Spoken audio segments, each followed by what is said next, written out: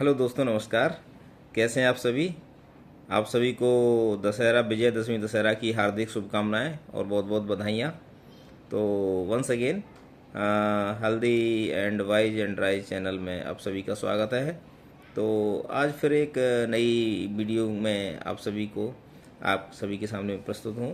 तो देखिए, जैसा कि मैं स्वास्थ्य से संबंधित हर रोज़ एक नई जानकारी देने का प्रयास करता हूँ, तो उसी श्रृंखला में आज भी एक नई विशेष रोचक जानकारी है। तो बने रहिए वीडियो हमारे साथ अंत तक, और है ना, आपको ये जानकारी बहुत अच्छी लगेगी। तो देखिए, जो आज मैं चर्चा करने की कोशिश कर रहा हूँ, इसमें जो मुख्य क्या है, हमारा बॉडी से संबंधित है, मैकेनिज्म से संबंधित है, डाइजेशन से संबंधित है। ठीक है, कभी मैं बीमारी तो कभी विटामिन और कभी इन्वेस्टिगेशन, इस तरह से मैं, है ना, कुल मिला करके स्वास्थ्य से संबंधित मैं वीडियो बनाने की कोशिश करता हूँ। तो देखिए, जो आज का जो मुख्य टॉपिक है, बर्निंग, है ना, means stomach burning. Stomach means होता हमारा आमाशय, यानी पेट, जिसमें हम खाना खाते, खाना हमारा, है ना, डाइजेशन की प्रक्रिया के लिए, है ना, वो करता है। ठीक है, तो ये है क्या, कैसे होती है और इसके कारण क्या है, और इसको हम कैसे कम कर सकते हैं। किन लोगों में ये समस्या हो सकती है। एक तरह से बीमारी नहीं है, बट ये समस्या है। ठीक है, कंडीशन है एक। तो इसके there are so many cause, बहुत सारे रीजन हैं, बहुत सारे कारण हैं इसके।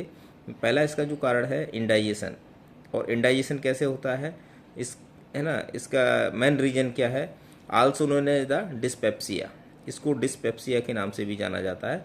तो इसका जो मुख्य फैक्टर है, लाइफ स्टाइल, जो आजकल का फूड की लाइफ स्टाइल है, मेन इसका फैक्टर है।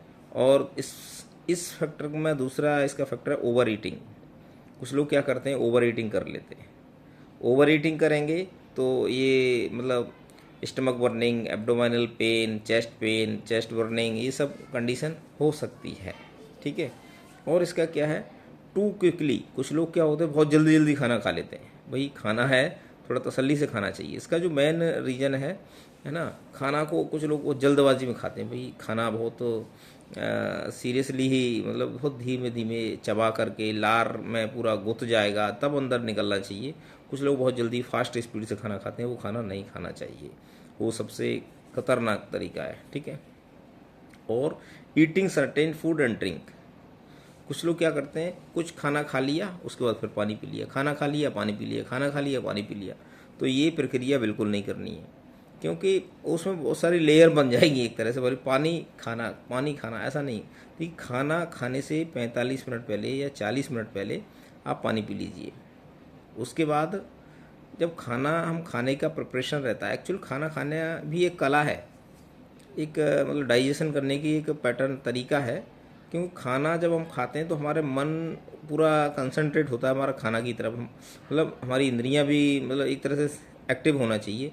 सुगंध जो खाने की होती है, सुगंध आएगी, लार बनेगी, दिमाग उसी तरीके से, है ना, एडजस्ट होगा। तो वो एक जो प्रक्रिया होती है, उसमें पेट से संबंधित बीमारियां कभी नहीं हो सकती। लेकिन हम क्या, अचानक से फटाफट खाए, पानी पिए, चल दिए, ये सब तरीका बिल्कुल गलत है। खाना ऐसे नहीं खाना चाहिए। और क्या है, कुछ लोग बहुत समय से दवाइयाँ ले रहे होते हैं, या पेन किलर दवाइयाँ ले लिया, कुछ पेन रिलीफ करने के लिए दवाइयाँ ले लिया, है ना, तो वो भी एक प्रॉब्लम हो सकती है। उससे भी कॉन्स्टिपेशन या स्टमक बर्निंग हो सकती है। और क्या, एसिड रिफ्लेक्स, इसका एक और दूसरा प्रॉब्लम क्या है, एसिड रिफ्लेक्स। ये कैसे करता है, बहुत ज़्यादा लोग चॉकलेट खाते हैं। चॉकलेट क्या है, अच्छा नहीं है, चॉकलेट स्वास्थ्य के लिए अच्छा नहीं होता ज़्यादा। तो स्टमक में ये प्रॉब्लम करता है। दूसरा क्या है, फ्राइड, बहुत ज़्यादा फ्राइड आइटम, फ्राइड राइस ले रहे हैं, तला, बहुत ज़्यादा तला हुआ चीज़ें यूज़ कर रहे हैं, तो वो भी प्रॉब्लम करेगा। इसके साथ साथ क्या है, स्पाइसी, जो स्पाइसी फूड होता है वो भी दिक्कत करता है। या किसी को स्टमक अल्सर हुआ हो, स्टमक अल्सर अगर किसी को हुआ है तो भी दिक्कत आएगी। स्टमक अल्सर के साथ साथ किसी को अगर फूड सेंसिटिविटी है, और क्या है, हर्निया अगर किसी को हुआ है, तो भी कॉन्स्टिपेशन होने के चांसेस हैं। ठीक है, और इसको हम कैसे कम कर सकते हैं, ये सब हमें समझने की ज़रूरत है। कैंसर हुआ अगर किसी को, तो भी इसको प्रॉब्लम हो सकती है।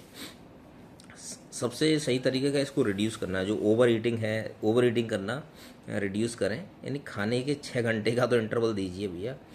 जल्दी जल्दी खाना, हम लोग क्या है जीने के लिए खाते हैं, खाने के लिए नहीं जीते हैं। थोड़ा हमें वो वाला कॉन्सेप्ट अपनाना है, उतना खाना जिससे हम लोग जिंदा रहें, सही रहें, स्वस्थ रहें। कुछ लोग खाने के लिए जी रहे हैं, भैया ऐसा मत करो, तो ठीक नहीं है, ठीक है।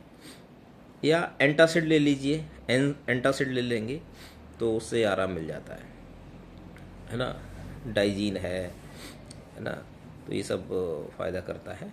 और रिड्यूस स्ट्रेस, इसमें स्ट्रेस को भी कम करना है। स्ट्रेस ठीक नहीं होता, वो सबसे पहले डाइजेशन की समस्या को ही उत्पन्न करता है, उसके बाद मानसिक समस्या को उत्पन्न करेगा, नींद की समस्या उत्पन्न करेगा, फिर बहुत सारी बीमारियां बना देगा, ठीक है। तो ये सब स्ट्रेस को कम करें।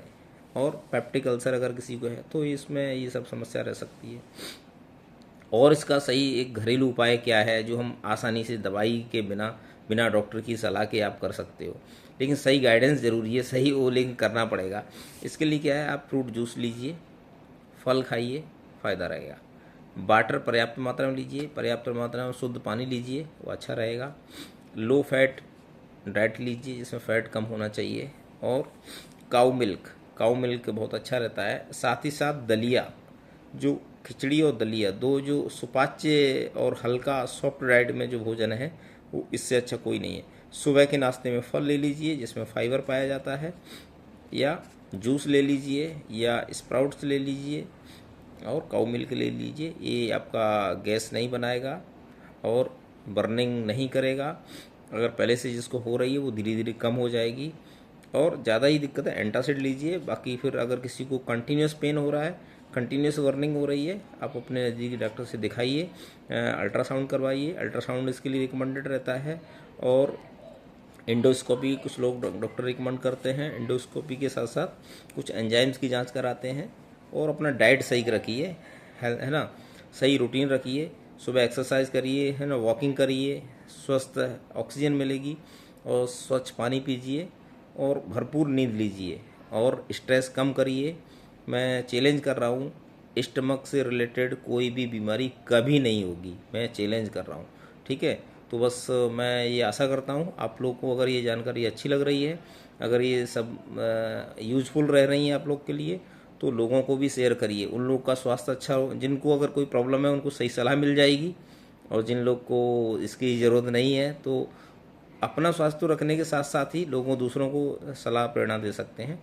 तो बस मैं आशा करता हूँ वीडियो हमारे साथ अंत तक बने रहने के लिए आपको बहुत बहुत शुक्रिया, बहुत बहुत धन्यवाद। अगर वीडियो हमारा ये अच्छा लग रहा है तो हमारे चैनल को लाइक एंड सब्सक्राइब करिए और लोगों को शेयर करिए।